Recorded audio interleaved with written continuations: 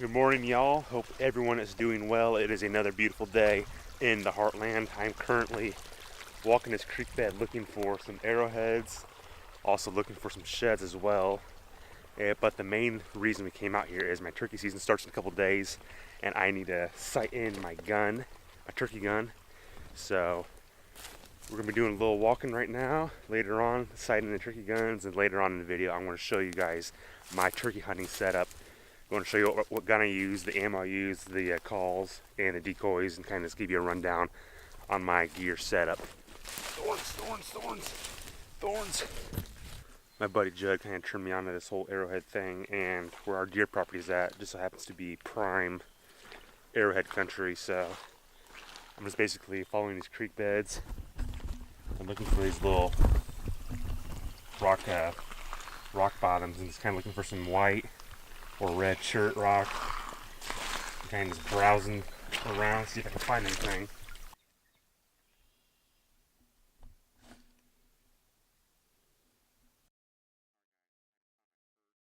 I'm so stoked. I've never found anything like this before, so this is definitely a win for me. Booyah, this is so fun. It's kind of addicting too because you get like obsessed over these different rock beds, and you just basically look at this thing for like 20 minutes. I'm just going cross-eyed. But heck yeah, first find ever. Sweet. So I completely forgot that I had leaks in both of my knee boots, and I had a nice little surprise as soon as I started walking into this creek. So now I'm just sloshing around. Not that comfortable right now, but we'll make her work. This tree stand right there will forever haunt me. It was probably about 3 years ago. It was second shotgun season, and there's a nice solid 10-pointer. Came from along this creek bed, cut right behind my stand, hopped the creek, and it came out in this clearing. And I shot, and I missed. And he just took off, shot again, missed, and he went right up this ridge. And he looked right back at me like he was basically bragging, like, dude, you missed me. Then he vanished in that timber, never be seen again. So, that tree stand, it's cursed, or I'm just a bad shot. Already been wandering on the woods for probably about 2 hours so far this morning, so I think we'll kind of wrap things up, head back to the truck, and we're going to pattern the turkey shotgun. Frame out of the Winchester Longbeard 3-inch 5-shot. I have the Stoeger M3000 with the extra fold choke, and I'm going to be setting targets at 10 yards, 20 yards, and 30 yards, and there's the old man setting up the first target. Sighting in turkey loads, make sure you're using the actual ammo that you're going to be hunting with. Already 10 yards, first shot.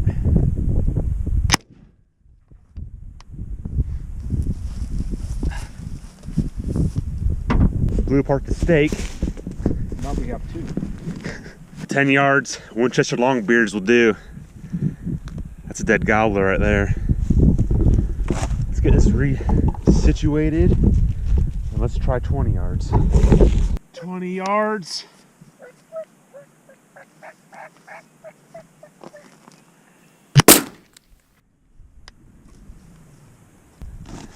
Shot maybe a little high, but that's still a dead bird. Measuring out my yardage is I'm shooting by my truck, and I got my rangefinder. I'm using that as a waypoint for my rangefinder, and it's 28.5 yards. Let's step back a couple feet. That's about 31, so let's move up, and we are at 30 right here. So we'll stake in the target and give her one last send.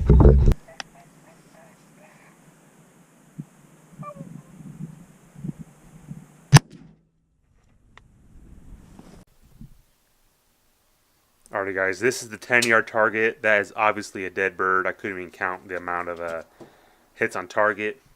This is the 20-yard bird.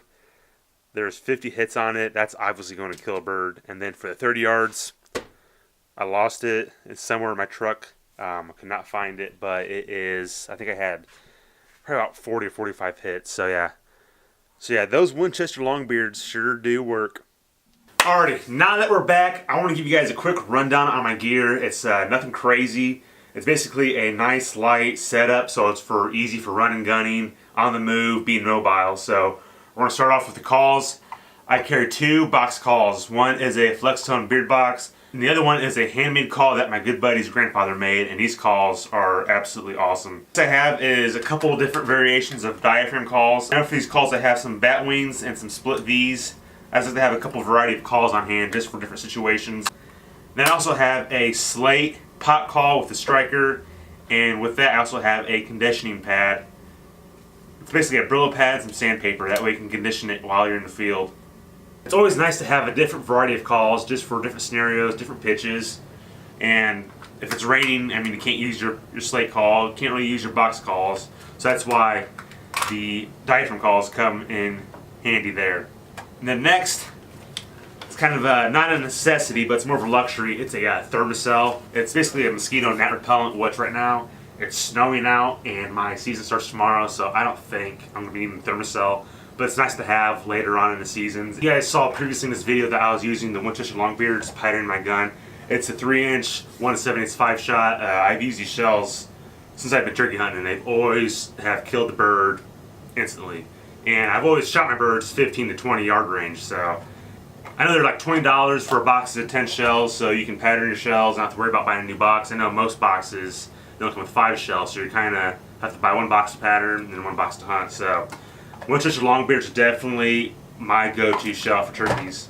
The next thing is a bino harness, and in the bino harness I have Vortex 10x42 binos. These are perfect for scouting around, glassing fields, looking through the timber, and you can really pinpoint out turkeys in these things. A good pair of binos are very key in hunting anything really. Then in the bottom pouch, I have a laser rangefinder, which is perfect if you're a guy turkey coming up, don't know the distance, just let the thing out, 15, 20, 30 yards, you're good to go. Bino harnesses, you can wear them on your chest, it's out of the way, you can store your turkey calls, your strikers in these pouches right here, so that's pretty sweet about those.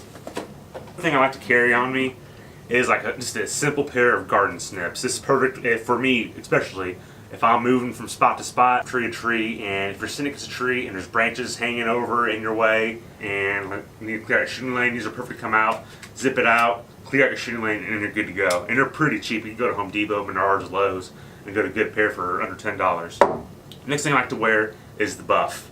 The buff is basically a net gaiter, but also doubles as a face mask. This is perfect for keeping your face camouflaged, keeping the bugs and gnats out of there. And another cool thing is you can take this off, put it in a stream, ring it out, boom, AC. Then obviously got a good pair of gloves.